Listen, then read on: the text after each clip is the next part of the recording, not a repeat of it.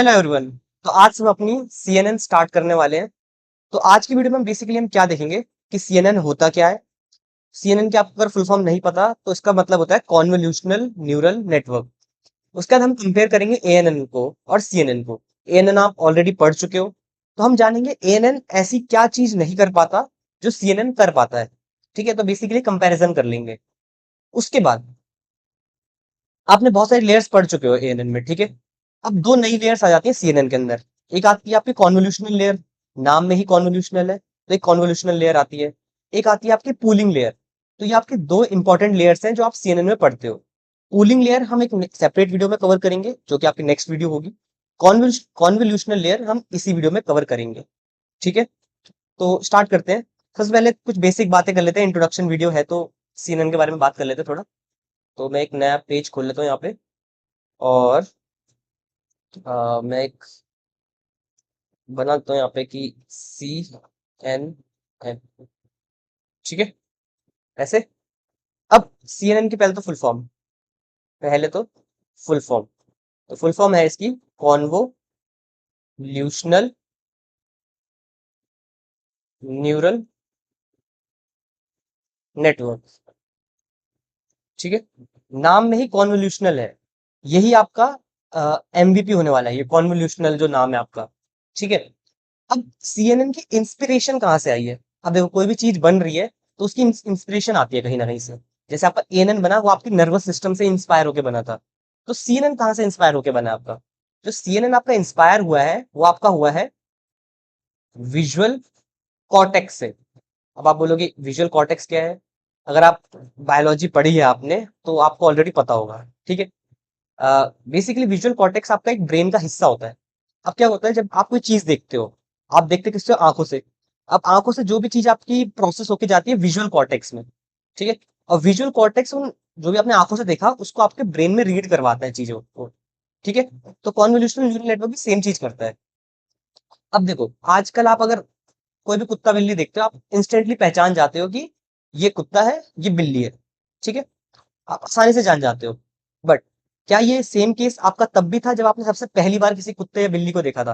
मान लो आप बच्चे थे उस समय, आपने सबसे पहली बार एक कुत्ते को देखा, तो उस समय आपने कैसे जाना। आपको उस समय तो पता नहीं है कि वो कुत्ता है, आपके लिए तो एक नया क्रीचर था वो। तो आपने मतलब एक तरह से उसके शेप्स को डिटेक्ट किया कि चार टांगे हैं, एक पूंछ है, दो कान है, दो आंखें हैं। तो ऐसे करके आपने एक कुत्ते को पहचाना।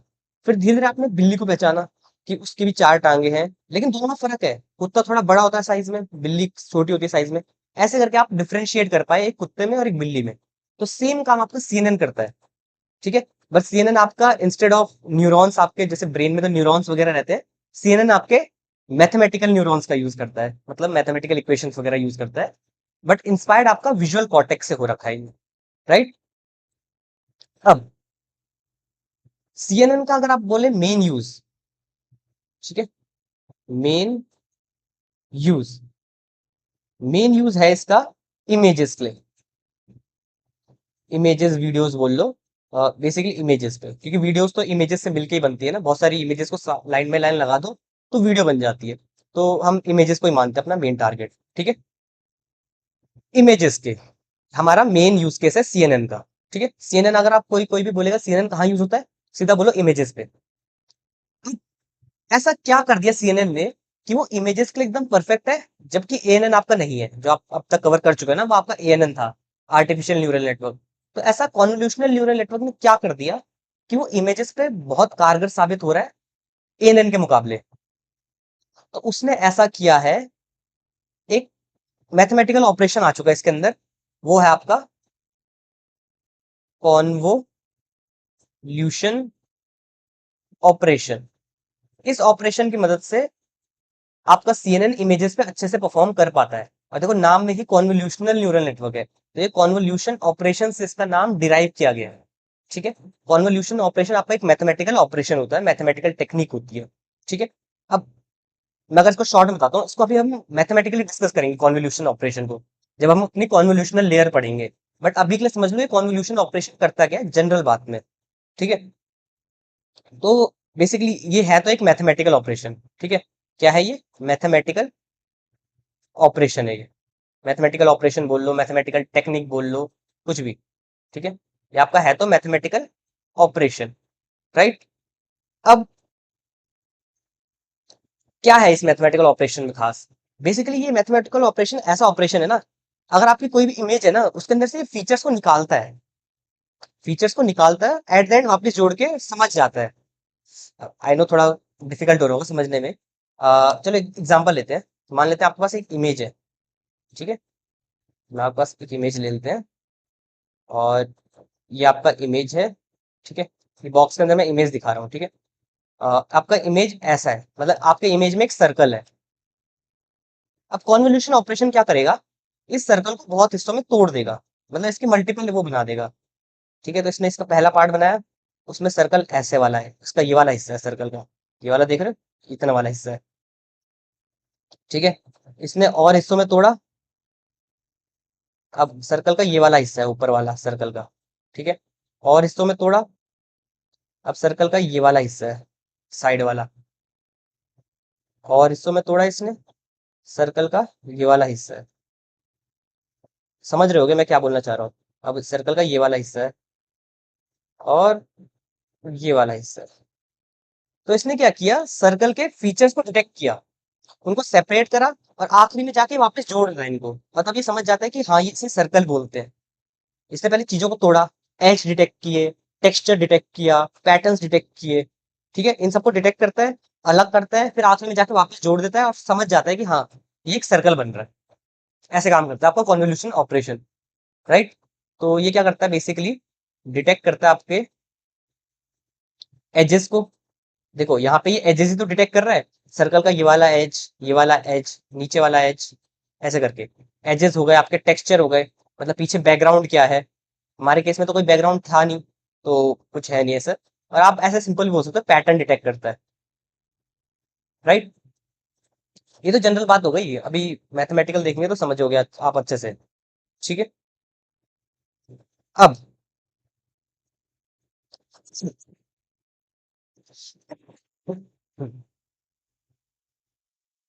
ये तो आप कॉन्वोल्यूशन ऑपरेशन यूज करते हो सीएनएन में। अब आप बोलोगे एएनएन में क्या यूज करते थे हम? एएनएन में आप यूज करते हो बेसिकली मैट्रिक्स मल्टीप्लिकेशन। एएनएन में आप करते हो मैट्रिक्स मल्टीप्लिकेशन, और आप मैट्रिक्स मल्टीप्लिकेशन यूज कर रहे हो, दैट्स वाई आप इमेजेस पे अच्छे से काम नहीं कर सकते।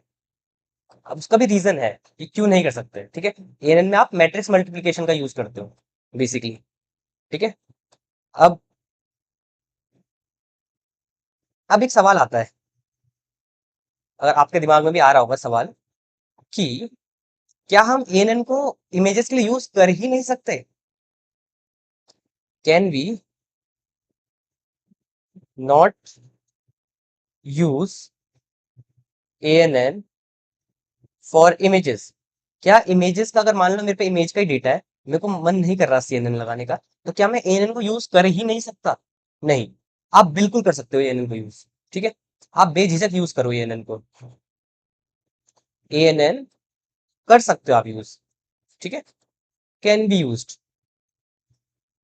लेकिन सजेस्ट नहीं किया जाता कि एएनएन को यूज करा जाए, इसको सजेस्ट नहीं किया जाता। Can be used but not preferred, prefer नहीं करेंगे इसको हम। क्यों? एक रीजन बताता हूं मैं इसका, हाईली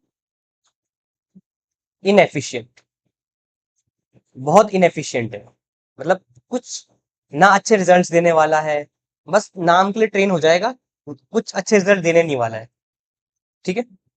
ये थोड़ा अच्छा नहीं लग रहा दिखने में, इसको वापस से लिख देता हूँ, हाईली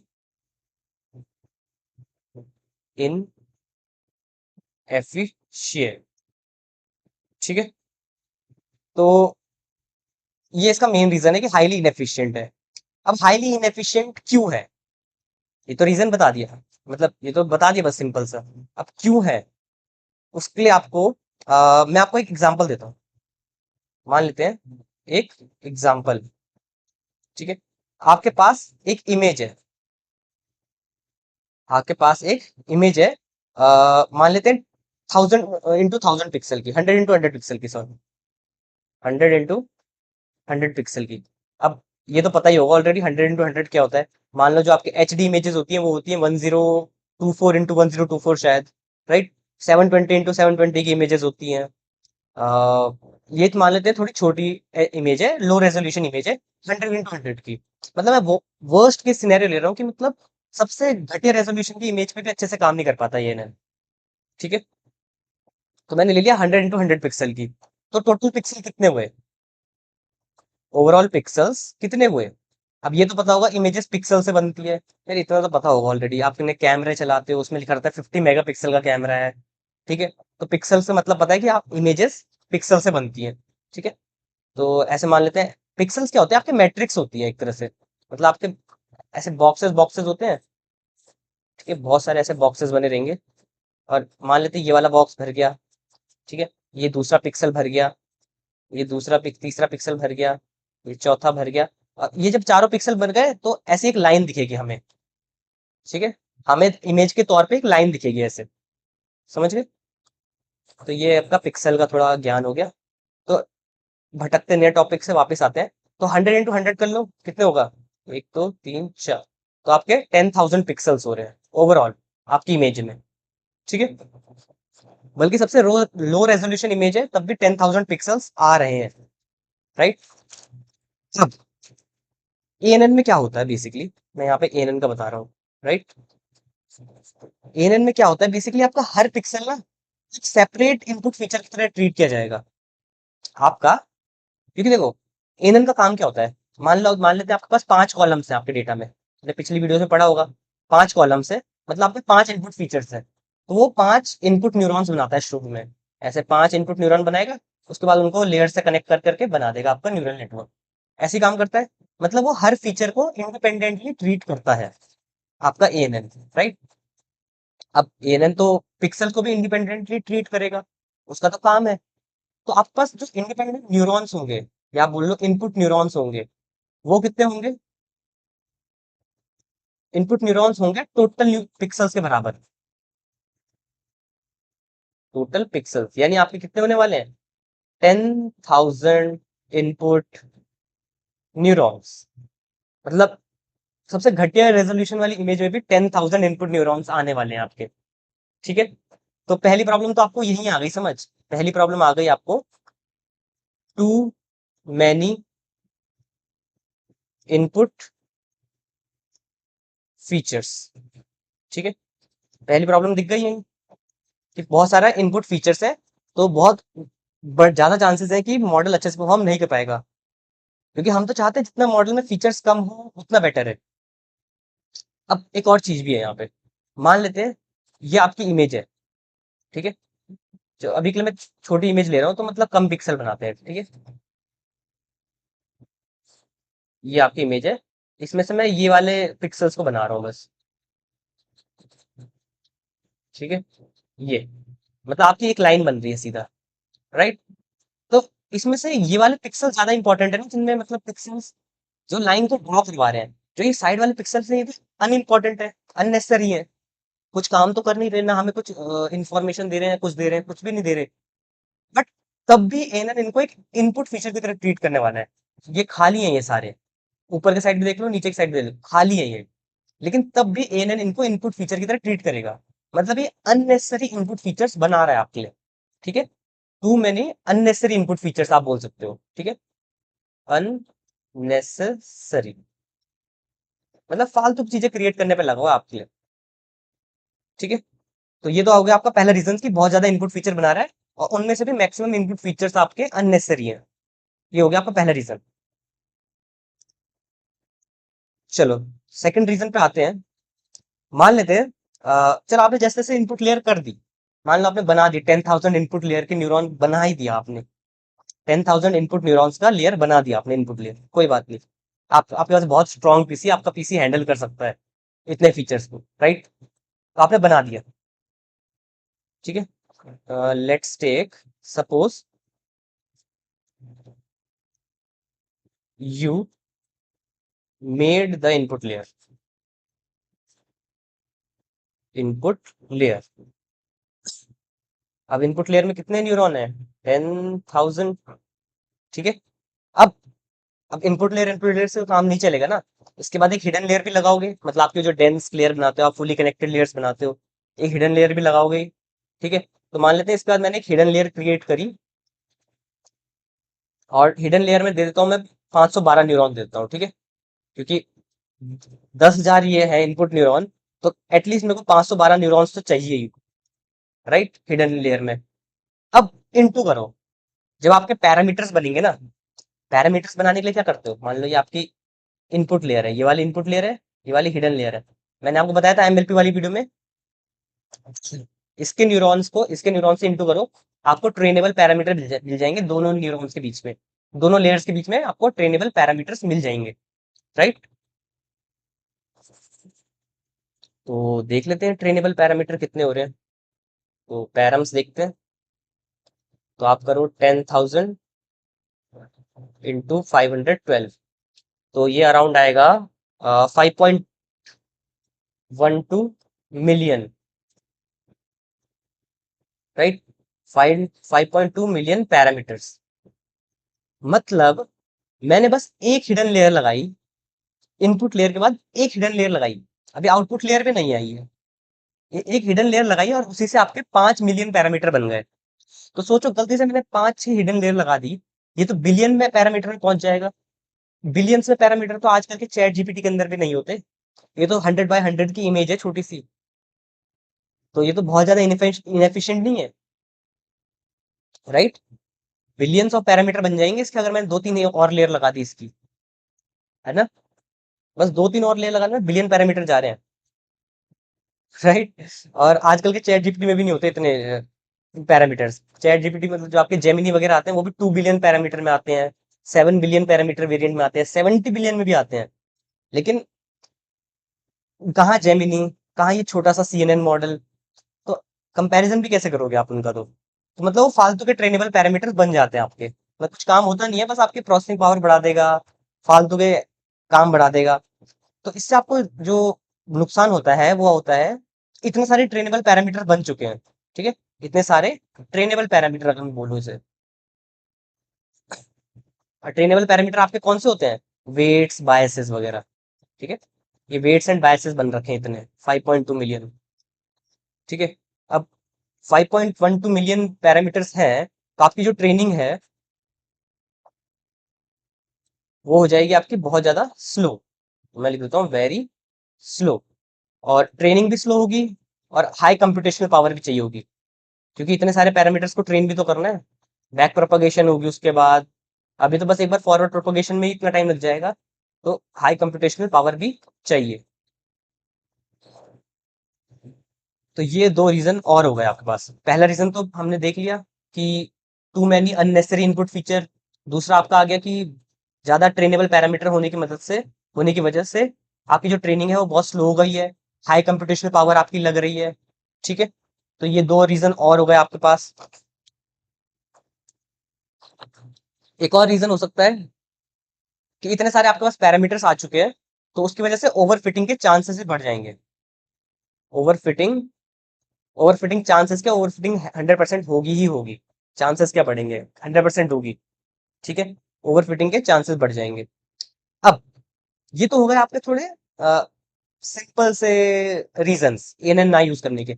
मेन रीजन अब आ रहा है, तो जो आपका थर्ड और मोस्ट इंपॉर्टेंट रीजन है वो है आपका लॉस ऑफ स्पेशियल इंफॉर्मेशन। अब ये स्पेशियल इंफॉर्मेशन होती क्या है, लॉस ऑफ स्पेशियल इंफॉर्मेशन, आपको सबसे पहले समझना पड़ेगा स्पेशियल क्या होता है। स्पेशियल बेसिकली मतलब होता है आपका कि जब आप 1D से बाहर जा रहे हो, ठीक है, आपकी इमेजेस क्या होती है, आपकी 2D होती है इमेजेस जनरली, ठीक है, जब आप 1D के बाहर चले जाते हो आप एक स्पेशियल उसमें आ चुके हो एरिया में, आपकी इमेजेस 2D होती है। जो आपका टेबुलर डेटा है, जो एएनएन आपका बना है ना, वो बना है टेबुलर डेटा के लिए, ये हमने पढ़ा था ऑलरेडी, टेबल वाले डेटा, सीएसवी फाइल्स वाले डेटा के लिए बना है आपका एएनएन।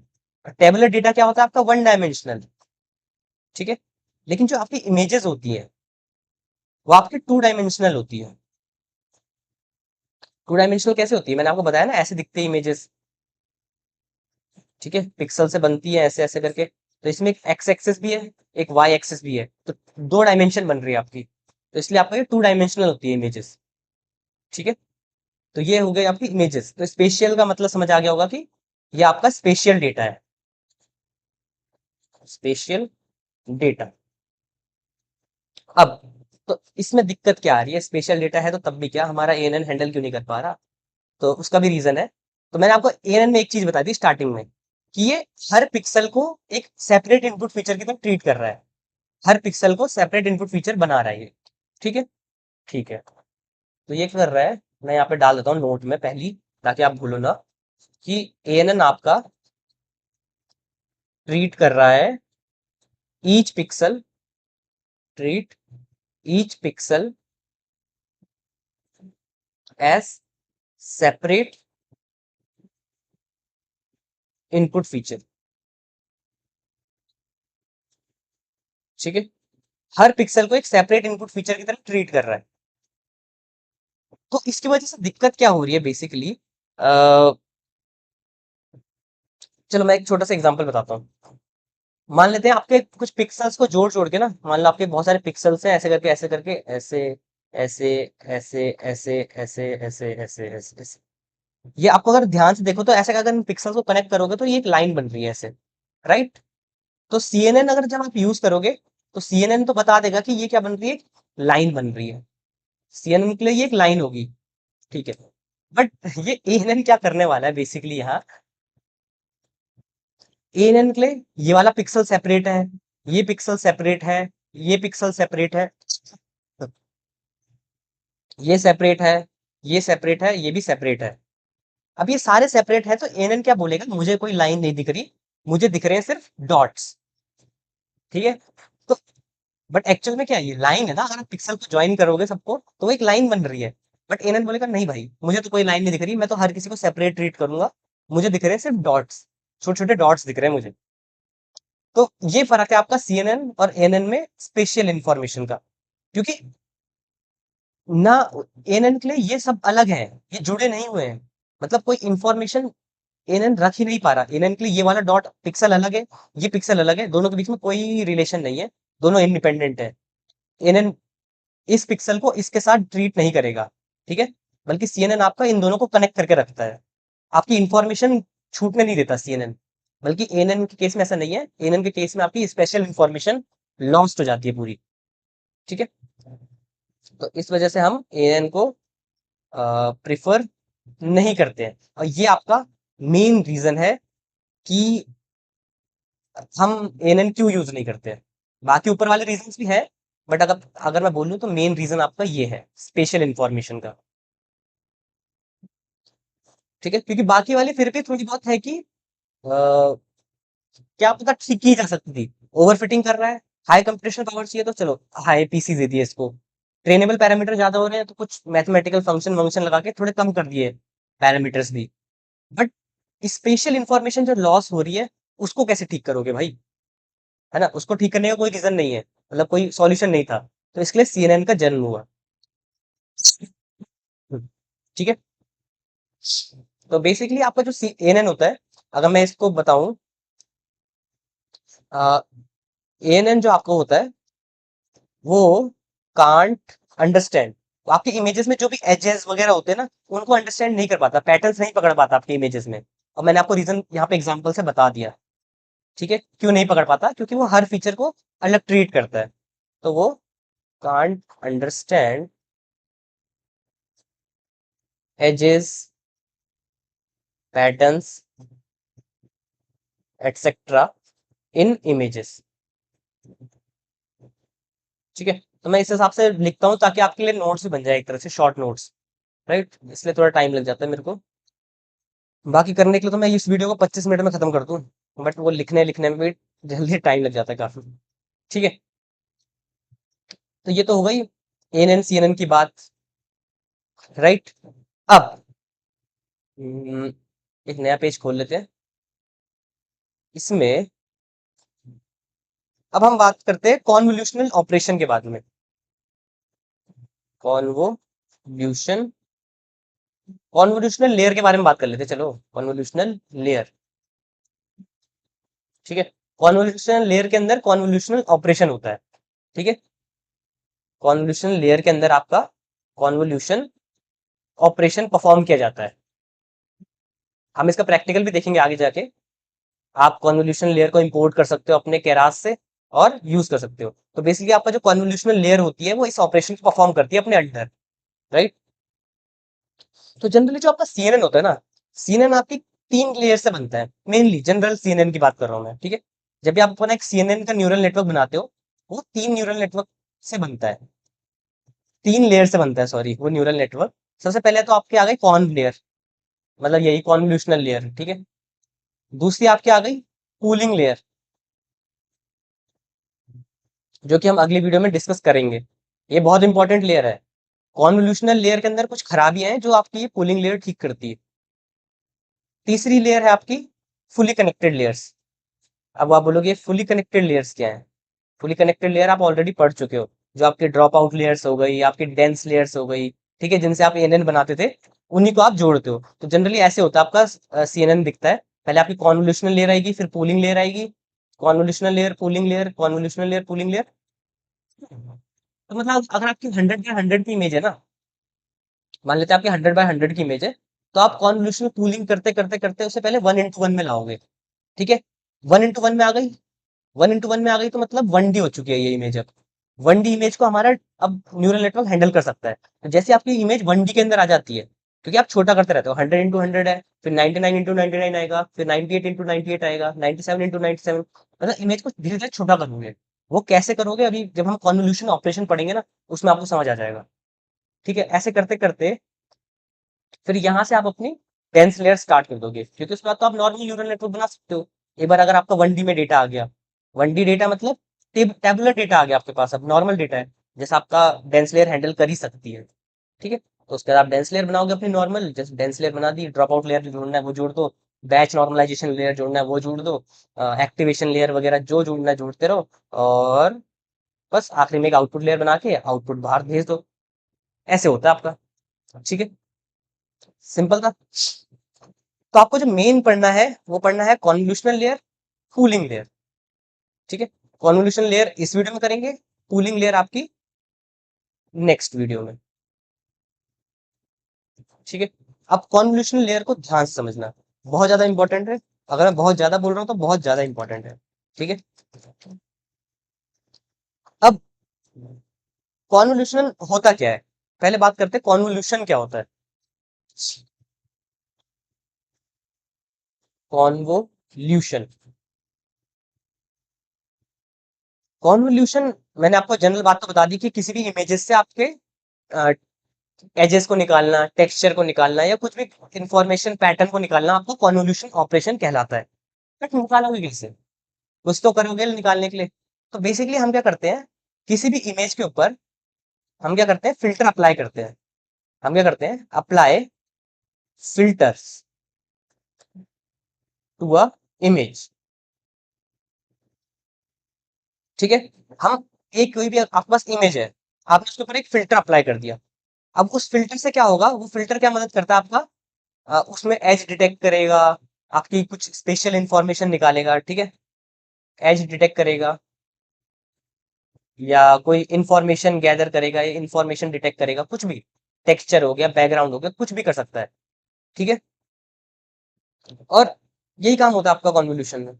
अब फिल्टर्स को हम एक और नाम से बुलाते हैं, जिसको आप बोलते हो कर्नल्स, ठीक है। जब प्रैक्टिकल भाषा में बात करते हैं तो कर्नल्स बोलते हैं, अभी हम फिल्टर्स बोल रहे हैं, बट बोलते इसे कर्नल्स हैं, राइट। तो बेसिकली क्या होगा, एग्जाम्पल से देते हैं, चलो एग्जाम्पल से समझते हैं। मान लेते हैं आपके पास इमेज है, सर्कल की इमेज है, ठीक है। आपने क्या किया, इस पे लगा दिया एक एज फिल्टर, एज फिल्टर लगा दिया, ये एज कर्नल लगा दिया, ठीक है। बहुत टाइप के कर्नल होते हैं, कोई एज डिटेक्ट करता है, कोई कुछ डिटेक्ट करता है, कोई कुछ करता है। अभी हम मोस्ट कॉमन कर्नल लेंगे, ये सबसे ज्यादा कॉमन कर्नल है, ठीक है, एज डिटेक्शन वाला कर्नल। अब इसमें एज कहाँ पे दिख रहे हैं आपको, ये वाले एज, ये वाले एज, ये वाले एज, मतलब सर्कल के कोने कोने। तो अब ये क्या देगा तुमको, जैसे आपने इसके ऊपर एक एज कर्नल को लगाया है, इस इमेज के ऊपर आप प्लेस कर दोगे, मतलब मान लो आपकी ये इमेज है, ठीक है, इसके ऊपर आप अपना कर्नल लगा दोगे ऐसे, तो अब इमेज इसके थ्रू पास होके जाएगी और आपको यहाँ पे एक नई चीज मिलेगी, ठीक है, ऐसा कुछ दिखता है, राइट। तो अब आपको ऐसा कुछ मिल जाएगा, आपको पहला एज मिल जाएगा इसका, मान लो ऐसे करके, ठीक है। फिर वापस इसी फिल्टर को लगाओगे, एज फिल्टर को, अगली बार कुछ और एज मिल जाएगा आपको, इस बार नीचे वाला हिस्सा मिल गया ऐसे, और ऐसे करके आपको मिलते रहेगी एजेस। तो ये आप ऐसे फिल्टर लगाते हो और आपको मिल जाता है, और इस पूरी प्रोसेस को आप बोलते हो कॉन्वोल्यूशन ऑपरेशन। इस पूरी प्रोसेस को हम ये नाम से बुलाते हैं, कॉन्वोल्यूशन ऑपरेशन, कि आपने एक इमेज ली, उसके ऊपर फिल्टर लगाया, फिर आपको फीचर्स मिल गए, इसी को आप बोलते हो कॉन्वोल्यूशन ऑपरेशन, ठीक है। अब कुछ कंपोनेंट्स हैं इसके, कॉन्वोल्यूशन ऑपरेशन के, कंपोनेंट्स बोल लो, टर्म्स बोल लो, ठीक है, तो ये आपको पता होने चाहिए, तब हम इसका मैथमेटिकल देखेंगे। तो कंपोनेंट्स में सबसे पहले एक तो होगी आपकी हमेशा इनपुट इमेज, ओरिजिनल इमेज, ठीक है, जो आपकी पास की जा रही है, इनपुट इमेज। तो अभी हम अपना छोटा सा एग्जांपल लेंगे प्रैक्टिकल का, तो उसके लिए हम एक 4x4 की इमेज यूज करेंगे, छोटी इमेज यूज कर रहे हैं बहुत, 4x4, मतलब 4 डब्बे आपके, ऐसी होगी वो इमेज, 4 आपके कॉलम होंगे उस इमेज में, 1 2 3 4, और 4 आपके ऐसे, ऐसे हो गया आपकी इमेज कुछ, ठीक है। दूसरी चीज आपको क्या याद रखना है, आपका कर्नल, कर्नल मतलब फिल्टर बोल लो, कर्नल बोल लो, वैसे मैं बोलूंगा आपको कि आप कर्नल वर्ड से यूज करो, उसे अगर बुलाना है तो कर्नल नाम से बुलाओ, ठीक है। कर्नल हम यूज करेंगे 3x3 का कर्नल, ठीक है, तो हमारा कर्नल ऐसा कुछ दिखेगा, 1 2 3, 1 2 3, तो आपका ये 3x3 का कर्नल है, 4x4 की इमेज है, ठीक है। तीसरा टर्म आपको याद रखना है स्ट्राइड, स्ट्राइड को आप एक और नाम से बोल सकते हो, इसको हम बोलते हैं जंप, जंप बोल लो, स्टेप बोल लो, ठीक है, ठीक है। स्ट्राइड रखते हैं हम 1 का रखते हैं, स्ट्राइड रखेंगे हम 1 का। अब स्ट्राइड का मतलब क्या होता है, मैं आपको थोड़ी देर में बताता हूँ। बेसिकली ये होता है जंप करना, मतलब मान लो यहाँ पे 3 लोग हैं, ठीक है, 1 2 3 4, चलो 4 5 लोग बनाता हूँ मैं, और अच्छे समझ आएगा।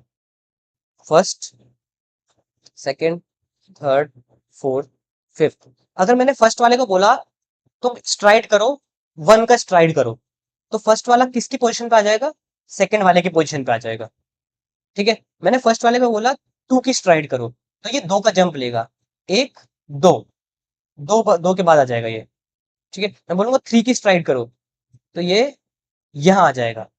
मैं बोलूंगा 4 की स्ट्राइड करो, मतलब ये 4 जंप आगे मारेगा, कितने जंप आगे मारेगा, ठीक है। मैं बोलूंगा 4 की स्ट्राइड मारो, तो ये और आगे पहुंच जाएगा, ऐसे करके ये आपकी स्ट्राइड होती है कि कितनी जंप मारनी है, कितना स्टेप आगे चलना है। अभी मैंने 1 ले रखा है, याद रखना, ये 1 ले रखा है, मतलब ये एक आगे बढ़ेगा हर बार में, ठीक है। फिर आपका आता है फोर्थ टर्म, फीचर मैप।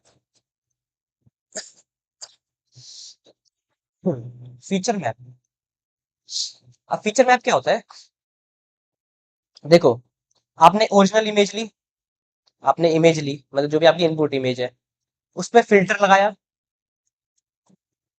ठीक है। अब इमेज पे फिल्टर लगाने के बाद कुछ ना कुछ वैल्यू तो मिलेगी, जो आपको वैल्यू मिलेगी उसी को आप बोलते हो फीचर मैप, ठीक है। बस यही होता है आपका, ये कुछ बेसिकली 4 टर्मिनोलॉजीज है जिनको आपको याद रखना है। अब मैं एक छोटा सा एक और थोड़ा सा फैक्ट्स वगैरह बताता हूँ, वो बेसिकली है इमेजेस को लेके, टाइप्स ऑफ इमेजेस को लेके। अगर आपको ऑलरेडी पता है तो अच्छी बात है, बट अगर नहीं पता तो मैं बताता हूँ यहाँ पे। टाइप्स ऑफ इमेजेस बेसिकली आपकी, अगर वैसे तो बहुत टाइप की होती है, बट मेजोरिटी 3 टाइप की होती है, ठीक है। सबसे पहले होती है आपकी बाइनरी इमेज, जिसे आप ब्लैक एंड व्हाइट इमेज भी बोलते हो, ठीक है। ये बनती है आइदर 0 आइदर वन, ठीक है, ब्लैक एंड व्हाइट भी बोलते हैं इसे, ठीक है। तो ब्लैक व्हाइट, तो आपका जो जीरो करता है वो ब्लैक को डिनोट करता है, वन आपको व्हाइट को डिनोट करता है। या तो परफेक्ट ब्लैक होगा या परफेक्ट व्हाइट होगा। तो ये ऐसे कुछ दिखती है आपकी इमेजेस। अगर इसकी मैट्रिक्स बनेगी इस इमेज की तो ऐसे कुछ बनेगी, zero one zero, zero one zero, one zero zero, ठीक है। तो ऐसा कुछ बन सकता है अगर इसको आप कभी उसमें देखोगे ना, तो ऐसा बन सकता है अगर इसकी इमेज कभी बनाओगे। तो ऐसा हो सकता है ये वाला पूरा व्हाइट कलर लेकर, ठीक है, ये वाला व्हाइट रहेगा पूरा, जहां जहां पे जीरो है वहां पे आपका, सॉरी सॉरी सॉरी सॉरी, जहां पे जीरो आपका वहां ब्लैक रहता है, जहां आपका व्हाइट है वहां वन है वहां पे व्हाइट रहेगा, ऐसे, ठीक है। तो ये व्हाइट है, ठीक है, फिर आपका ये व्हाइट है, ठीक है, उसका व्हाइट आपका डायगोनल में चले गया, यानी यहाँ,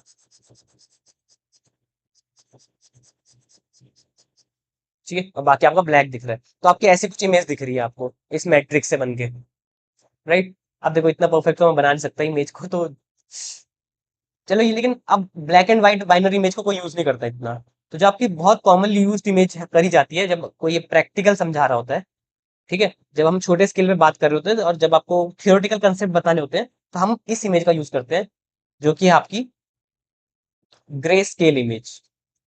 अब जब आप कंप्यूटर विजन पढ़ोगे तो वहां पे आप ज्यादा बेटर पढ़ोगे इमेजेस वगैरह को, यहाँ पे मैं शॉर्ट में बता रहा हूँ। तो यहाँ पे आपकी जो रेंज करती है वो 0 से 255 के बीच में रेंज करती है। यहाँ पे देखो बस ब्लैक एंड व्हाइट हुआ करता था, जीरो आपका ब्लैक को डिनोट करता है, तो यहाँ पे भी वही सेम चीज है, जीरो आपका डार्क को डिनोट करता है, ठीक है, डार्केस्ट या बोल सकते हो ब्लैकेस्ट को। जितना आप 255 के करीब जाते रहोगे उतना आपका व्हाइटेस्ट होता रहेगा वो, ठीक है। और जैसे मान लेते हैं अगर बीच में आ गए, ठीक है, 0 से 255 के बीच में 123 124 पे देख लो तो हल्का ग्रेइश कलर होगा। तो आपकी इमेजेस में कैसा लगता है, ग्रेइश सा मतलब शेड रहता है, ठीक है। तो कैसी रहती है आपकी इमेजेस में, ग्रेइश शेड रहती है, पूरा परफेक्ट ब्लैक एंड व्हाइट नहीं होते, वो ग्रेइश सी शेड रहती है उन इमेजेस में। आपने देखी भी होंगी वैसी इमेजेस, ठीक है, जिनमें ग्रे शेड रहती है। जो आपने अपने पुराने कैमरे से फोटोज खींची होंगी उनमें हमेशा ग्रे सी शेड रहती है, फोटो खींची रहती है, ग्रे शेड रहती है। या आप अपने स्नैपचैट में फिल्टर्स पे वगैरह लगाते हो, नॉर्मल फोटोज को एडिट करते हो, उसमें एक फिल्टर होता है, उसमें एक फिल्टर भी होता है जो ग्रेस आपको एडिट मतलब करके दे देता है।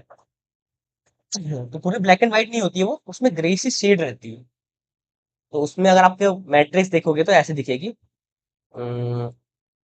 5 8 0 12 15 122 255 0 32, ऐसे करके, ठीक है। और थर्ड जो आपकी इमेजेस है वह आपकी आरजीबी इमेज, जो मतलब आप नॉर्मली देखते ही हो अपने फोन वगैरह से खींचते हो आरजीबी इमेज, उसमें मतलब वो कलर्ड रहती है आरजीबी इमेज, यानी कलर्ड इमेज, जिसमें कलर्स वगैरह भरे रहेंगे आपके, ठीक है, जो कि बहुत कॉमनली यूज की जाती है। तो इसमें कैसे रेंज किया करता है, आपका आरजीबी कलर्स के हिसाब से रेंज करा जाता है। आरजीबी मतलब 3 चैनल्स होते हैं और तीनों चैनल्स में ऐसी रहती है रेंज, 0 से 255 रहती है। आर की अपनी 0 से 255 की रेंज रहेगी, ठीक है, जी की अपनी खुद की 0 से 255 की रेंज रहेगी, ब्लू की अपनी खुद की 0 से 255 की रेंज रहेगी, ठीक है।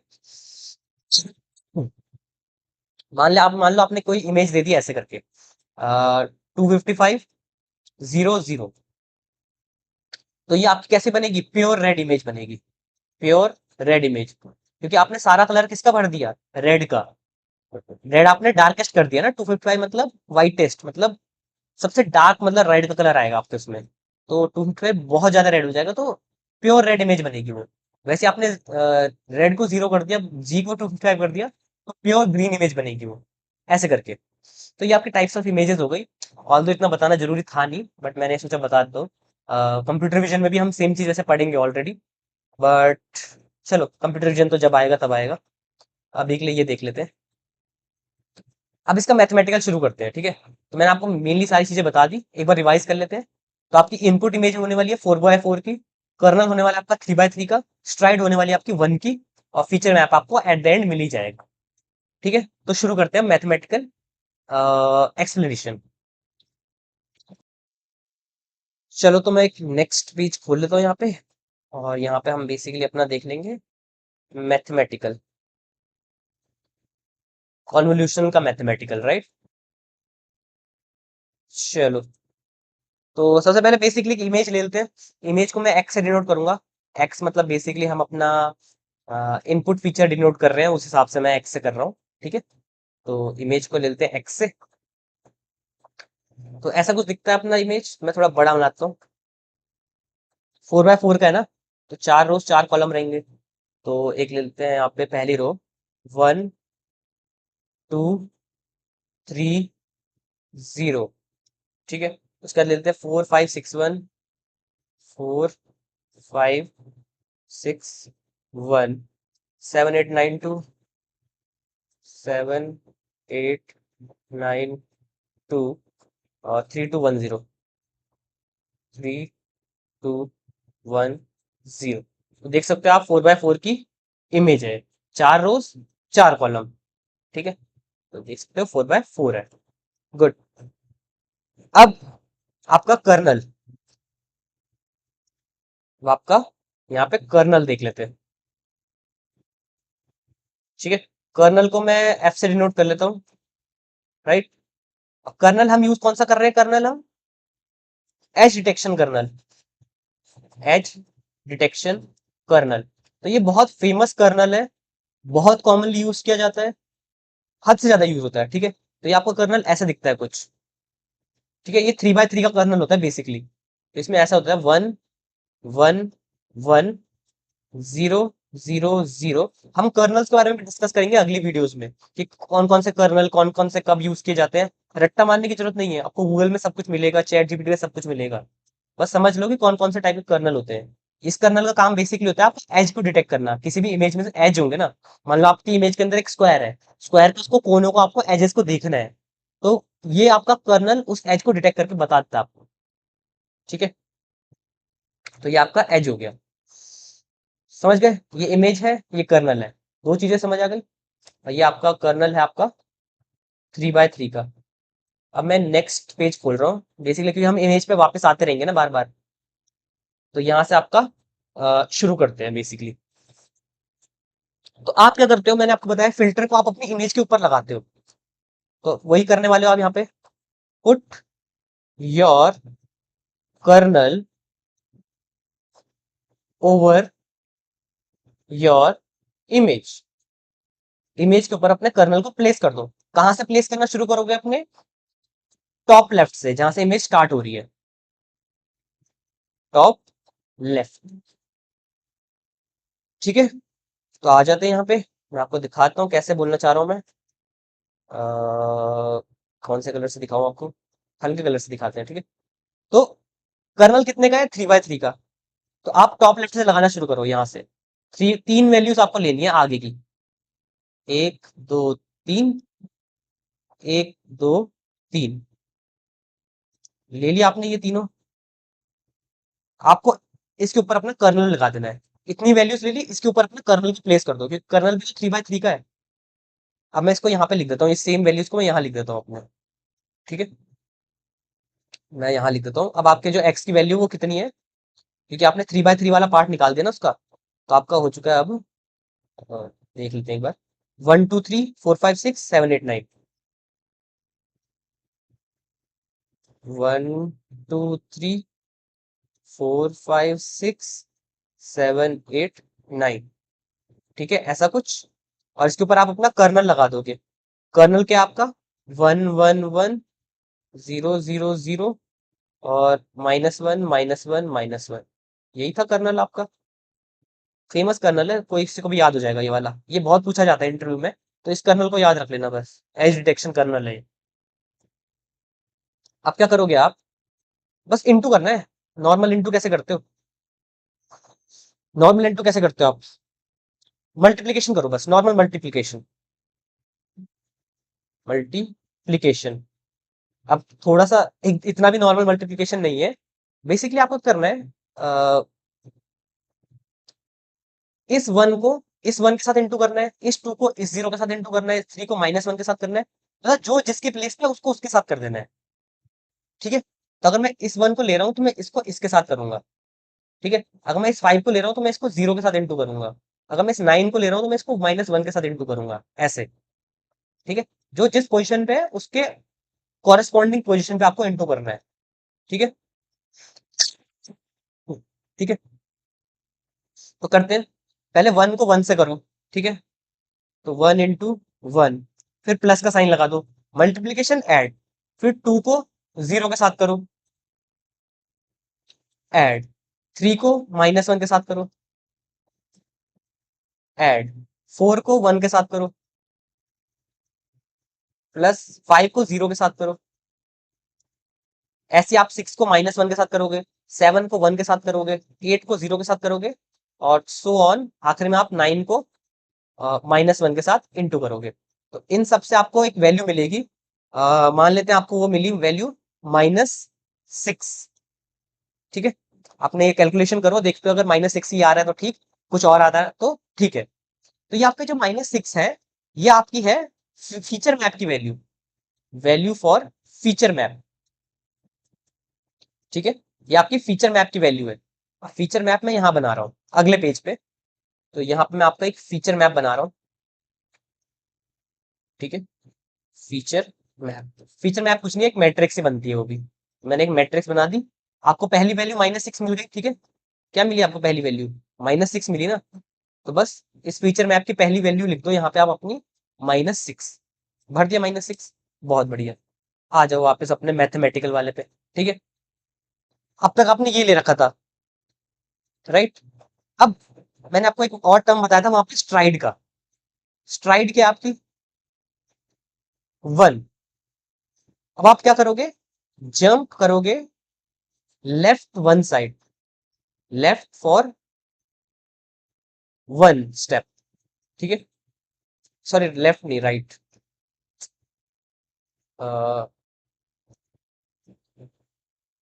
देखो दो ही जगह पे जंप होता है स्ट्राइड का, या तो राइट साइड जाएगा अपने, या डाउन साइड जाएगा। तो पहले आपको राइट साइड जाना है, जब आपके राइट साइड में सब कुछ खत्म हो जाए तब आपको डाउन डाउन साइड आना है, राइट। तो जंप राइट। तो अब क्या करोगे आप? बेसिकली आपको जंप करना है। तो अब तक आपका ये था, अब तक आपका ये था जो पिंक बॉक्स है, देख रहे हो आप। अब मैं दूसरा वो ले लेता हूँ कलर, ताकि आपको समझ आ जाए अच्छे से।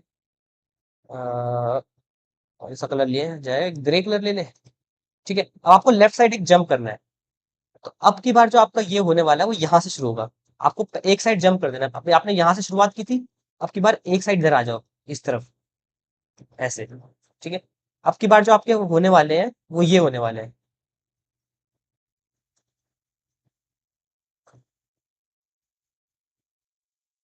ये। ठीक है, और मैं ये पिंक वाले हटा देता हूँ। ठीक है, अब आपके ये है, आपका जिसको जिनको आपको इंटू वगैरह करना है अपने फिल्टर के साथ, सेम चीज करनी है। आ जाओ वापस सेम चीज। अब की बार आपका जो एक्स है वो क्या निकल के आए हैं, देखो क्या कौन कौन सी वैल्यूज आ रखी है उनके अंदर। ध्यान से देखो, 230 561, 230 561, और 892 और इसको अपने फिल्टर के साथ इंटू कर दो, यानी 1 1 1 0 0 0 -1 -1 -1 आपका कर्नल के साथ। ठीक है, वही मल्टीप्लीकेशन करो, 2 को into 1, plus 3 into 0, 0 into -1, 5 into 1, 6 into 0, plus 1 into -1, 8 into 1, plus 9 into 0, 2 into -1, add करते रहना। आपको आखिर में क्या वैल्यू मिलेगी? ठीक है, तो ऐसे ही करते रहो। आपको आखिरी में मान लेते हैं कुछ वैल्यू मिल गई 12, आपको मिल गई वैल्यू 12। तो ये आपकी कौन सी वैल्यू है? फीचर मैप की वैल्यू है। तो वैल्यू फॉर फीचर मैप। तो अपना फीचर मैप खोलो, और यहाँ पे -6 के बगल में लिख दो 12। ठीक है, अच्छी बात है। अब अपने मैथमेटिकल वाले पे वापस आ जाओ। अब मैं इसको भी हटाता हूँ। ठीक है, यहां तक कर दिया। अब आपकी स्ट्राइड खत्म हो चुकी है। अगर मैं ध्यान से देखो आप, अब आप और नहीं जा सकते राइट साइड। क्यों? अगर आप और राइट साइड जाओगे, मान लेते मैंने और राइट साइड शिफ्ट किया, तो यहाँ पे मेरे को बस कितना मिल रहा है, 2/2 का मिल रहा है, 3/2 का मिल रहा है, बल्कि मेरे को 3/3 के कर्नल के साथ मैच करना है। तो ये तो दो ही रोज बच रही हैं, दो ही कॉलम्स बच रहे हैं, तो 3/3 मैच नहीं हो पा रहा। तो अब मैं राइट साइड फर्दर नहीं जा सकता। अब क्या जाना है मुझे, डाउन साइड जाना है। ठीक है। अ, कुछ हट गया क्या से नीचे से? नहीं नहीं। अब मेरे को डाउन साइड जाना है। तो अब मैं डाउन साइड जाने के लिए क्या करूंगा? अ, ठीक है। अब तक यहाँ पे थे आप, फिर आपने यहाँ पे से शुरू किया था। अब आपको इसी में आके लेफ्ट पे वापस आना है, बट इस बार एक शिफ्ट नीचे की तरफ होना है, यहाँ से। तो अब की बार आपके ये होने वाले हैं, 1 2 3, ये। ठीक है। अब इन तीन फीचर्स को लो, अपने फीचर मैप के साथ इनटू करो, आपको एक वैल्यू मिलेगी। ठीक है, कर दिया। तो आपको एक फीचर मैप की वैल्यू मिल जाती है, मान लेते हैं उस वैल्यू का -2 मिल गया आपको। ठीक है, आपको -2 मिल गया, तो आपने यहाँ पे लिख दिया -2। नीचे की तरफ लिखोगे क्योंकि एक नीचे शिफ्ट किया आपने, तो फीचर मैप में भी आप नीचे आओगे। फिर वापस आओ इधर, इसको हटा देते हैं। अब आपको राइट साइड शिफ्ट करना है। वापस से वापस वही करोगे, राइट जाओगे, डाउन होगे, जब वापस राइट जाओगे, जब तक आपको कुछ नहीं मिल रहा। अ, इसको ले लेते हैं, उतरे ही ले लेते हैं। ठीक है। अब राइट साइड जाओ। अब यहाँ से आप यहाँ तक शुरू करोगे।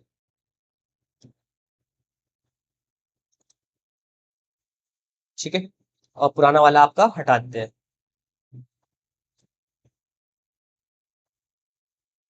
ये कुछ हट गया क्या मेरे से? 1 था यहाँ पे। ओके। अब आपके पास ये वाली वैल्यूज है। अब सेम वही 3/3 कर्नल के साथ से मैच करो, इनटू करो। ठीक है, आपको नई वैल्यू मिल गई 561 892 210।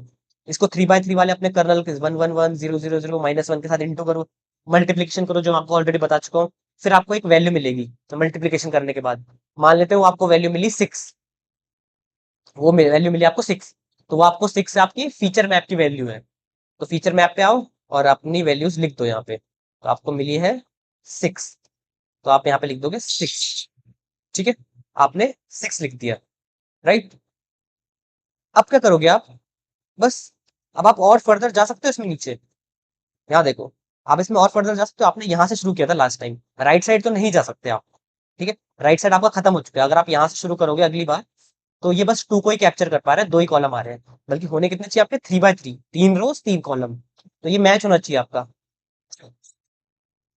तो मान लेते हैं आपने यहाँ से शुरू किया वापस। राइट। आपने अब यहाँ से शुरू करा, अब डाउन आओगे, राइट साइड तो खत्म हो गया। अब डाउन साइड में आओगे, तो यहाँ पे भी आपके पास अब 2 ही बच रहे हैं।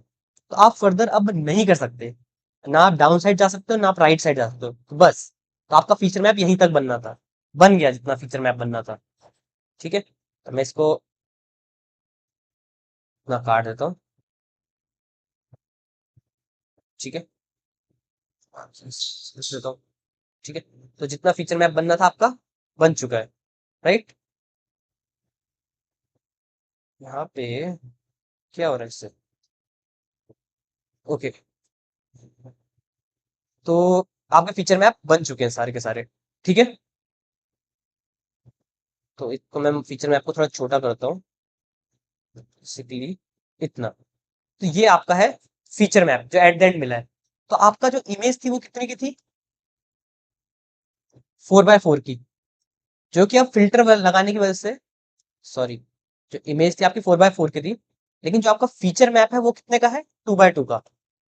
देखोगे 2 रोज 2 कॉलम्स। ठीक है, और ये किसकी मदद से हुआ? आपका फिल्टर की मदद से।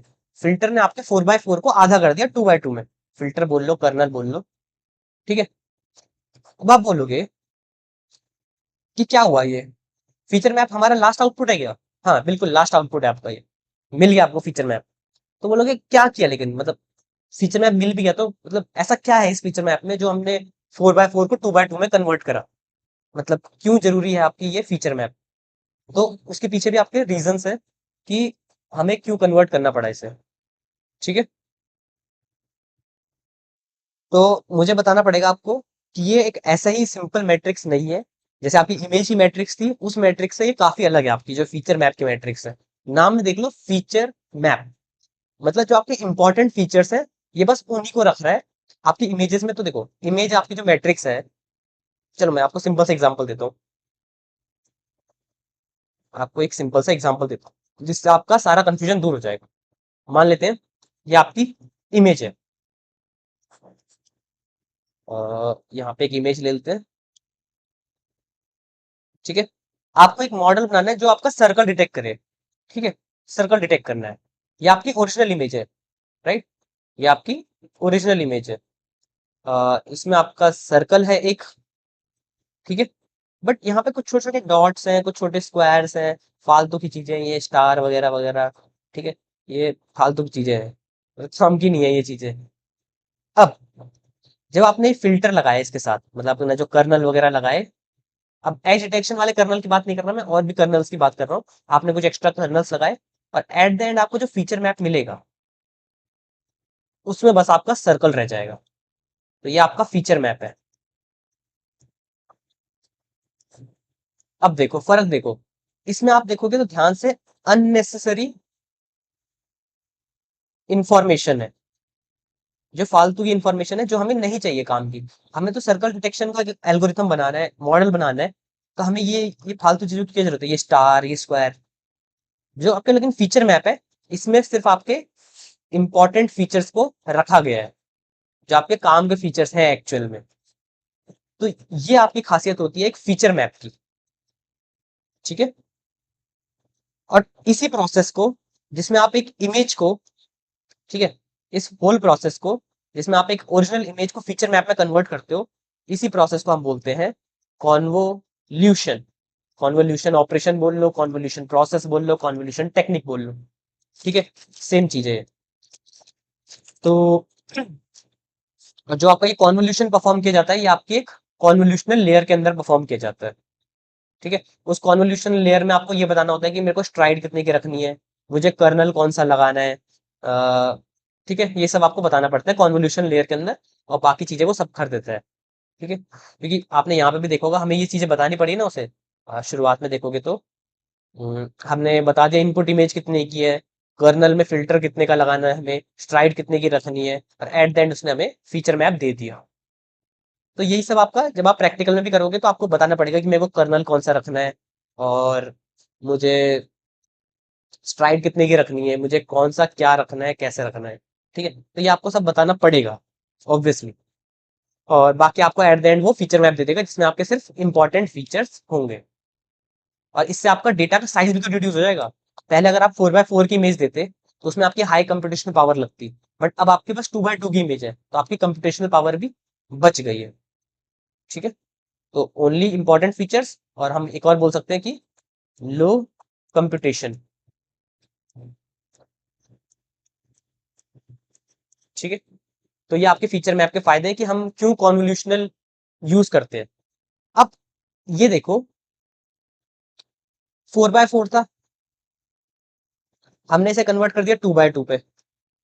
हाफ में करता है हमेशा कॉन्वोल्यूशन, क्या करता है हाफ में करता है जनरली, ये दो वो करता है, नहीं हाफ में भी नहीं करता, ये जनरली दो चीजें दो रिड्यूस करता है आपकी। जैसे 4 है तो 4 से 2 लाएगा, 2 है तो 2 से 1x1 में ले आएगा ये। तो अगली बार अगर मैं इस पे सेम कॉन्वोल्यूशन लेयर लगाता तो ये 1x1 में बन जाती इमेज।